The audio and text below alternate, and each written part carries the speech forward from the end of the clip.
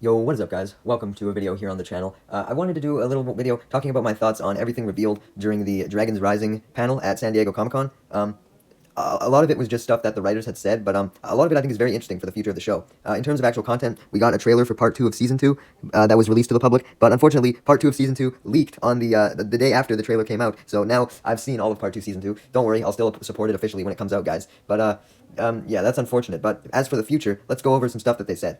First, Season 3 has been officially greenlit. I think that was pretty much obvious, but it's good to see that Netflix wasn't like, oh, no, we're just canceling it out of nowhere, like they do for a whole bunch of other shit. Though I'm sure Lego has control over that as well. Speaking of how long Ninjago will last, I actually got really fucking excited because they basically confirmed that the show is going to last forever. Like, it truly is an evergreen theme. They stated that with Dragons Rising, they have an end goal in mind, so it's basically going to be like this huge arc of stories. So I would assume that's like maybe 6 seasons or something, and then after Dragons Rising is done, then Ninjago's still set to continue, and it's just set to continue forever, just telling new stories that are a lot bigger in scale. And I think that's fucking awesome, man. The fact that one of my favorite franchises that I've watched since I was a kid is essentially now as big as Star Wars in terms of longevity. Like, it's so crazy to me that I could be dead and the show would be going on still. And the exciting thing is that it won't get stagnant because it'll be a new series. Like, Dragons Rising is already entirely fresh, and it still has the old characters in it. Like, what if we eventually get another series that has entirely new characters, or focuses on an entirely different plot, but is set in the same universe? Like, essentially a spin-off. There's so many possibilities, and it's great to see that we could actually see them all. One thing that we have actually confirmed, though, is the fact that Ninjago will at least for sure continue until 2026, because they have plans already for the 15th anniversary, and the way that they're phrasing it makes it sound like it's going to be fucking huge, even bigger than the 10th anniversary, and they have plans to celebrate it all year long, so I am very excited to see what they're cooking up. They also hinted that it could focus on different characters, because during the panel they said something like, what did they say? Because I watched the panel later. They essentially said that while they're going to continue to tell stories about the characters we know, they also want to try something new.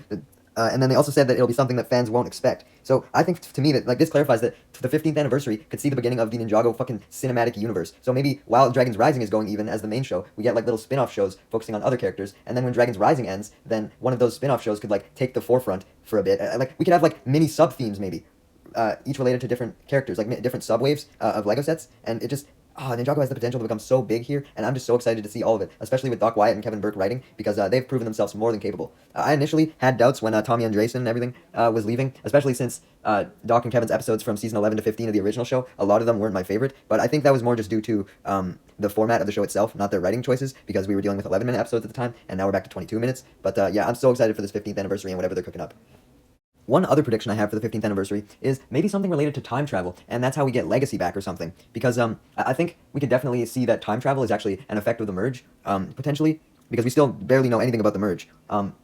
So I feel like if they wanted to make shit even crazier, not only could we have the realms merge, but we could deal with time travel, and that could allow like some potential alternate timelines and shit, and maybe these different shows or the different things that they want to try will be like different timelines. Now, I'm not suggesting that Ninjago do like a permanent multiverse, and that was even something that Tommy Andreasen was heavily against. He didn't want to do a multiverse story, and I don't want to see that either. All I want to see from time travel is like I want them to briefly see how things would change when they go back, but like it's hard to explain. Like, I don't want multiple universes to be created. Maybe just, like, change up something in the current timeline and then see how it affects it. You know? With the Source Dragons, they have the ability to see the future and the past. So maybe you could do something like, we visit the past to help us in the future or something. So that way we're visiting the past, but we're not really creating a new timeline, if that makes sense. Now we just have some little details regarding the future of the show. One of them being that Aaron's journey is going to be long and complex. After seeing season 2, yeah, he definitely has a long-ass journey to go on. He's now fucking, I guess spoilers for part 2, but he's now joined Roz, and he still wants to find his parents. There's so much shit they can do with him, and we still don't know where his fucking spinjitzu came from. Like, I still think he has the power of creation, and it's been passed on after Wu died or something, because we now know that Wu is a ghost. Which is crazy. Wu's officially dead. That's fucking awesome. I've been waiting for that to happen so Lloyd could become the master, but I'll save that for when I talk about the characters from season 2, which I do plan to do. But yeah, I'm definitely excited to see where they take Aaron. We also have strong hints that we are in fact going to see characters from Chima, which is great because Chima is officially a realm now. Well, the Wildness is, which Chima is a part of. So I feel like if we didn't see any returning Chima characters, it would be a complete waste because that's just so much fan service that you can capitalize on. Like maybe that's what they're cooking up for the 15th anniversary is a Chima crossover, and they're going to bring Chima back. Maybe that could be like one of the sub themes of Ninjago. Like Chima becomes like a sub theme or like adjacent theme to Ninjago. Or they do, dude, what if they did a theme for every realm? Because all the realms are so different. Like, so they did an entire series just based on the exploits of the Cloud Kingdom, entire series based on, like, the administration. That could definitely be a direction they could go.